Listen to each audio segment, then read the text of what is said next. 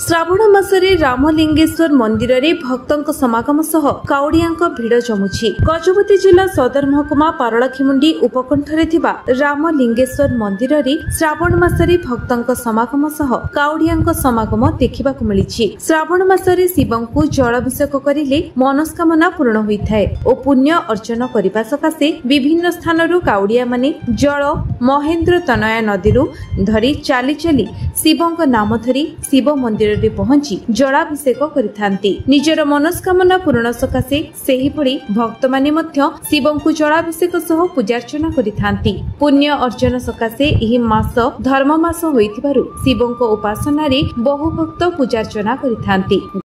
पुण्य श्रावण मास रे प्रत्येक भक्त माने बेसी श्रद्धालु होई श्रावण मास रे नाना नदी रे जल उठे के बहुत दूर बहुत कष्ट पड़ी बहुत चलिके दूर दूरांतर आसिके भगवान को निजर निज अभिलाष कहीकि लिंगरे पानी ढालिकी समस्त भक्त माने जाउछन्ति।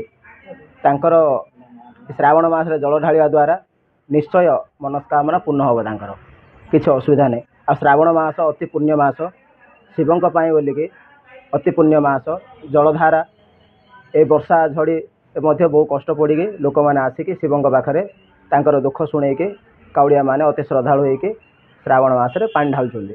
जाजपुर मु मधुसूदन जेना जाजपुर रामलिंगेश्वर ग्रुप गोटे काउडिया सदस्य आउ माछमरारू आनी जल अभिषेक करूँ रामलिंगेश्वर रे एटा प्रत्येक वर्ष श्रावण मास रे चली आसुची। काउडिया मानकर वर्ष वर्ष भिड़ रही थाए मध्य को वर्ष कमी थाए एमती चली काउडिया मानकर प्रति वर्ष ठाकुर जलाभिषेक योगदान हाँ योगदान कर मनस्कामना तो एमती केते पूर्ण होइछि। तो सेतिपई तो अधिकांश लोक माल पकंती ना न कारण खाली रे माल पके केते खुशी अछंती ठाकुर सेवारे अछंती प्रति वर्ष माला पकई सेवा करिया जोगो मन को तो बहुत आनंद लगुचे और उत्साहित मध्य लगुचे। सेतिपई वर्ष वर्ष सारा आम जगी बसता हूँ केतबेले श्रावण मास आसिले माल पके बोली। मो ना उपेन्द्र विश्वाल ग्राम हूँ जाजपुर।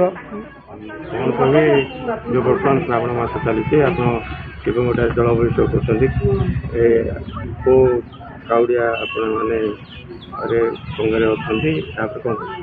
आमर तो ग्राम जाजपुर आमर संघ होती रामलिंगेश्वर ग्रुप आम पानी आनियार माछमरारू रामलिंगेश्वर चली चली बहुत खरा होता काली बहुत कष्ट होता किंतु श्रावण मासरे आम पानी ढालियार उत्साहित होबार ठाकुर आमको जहाँ सहायता कर किसी आम भूली पारूनी।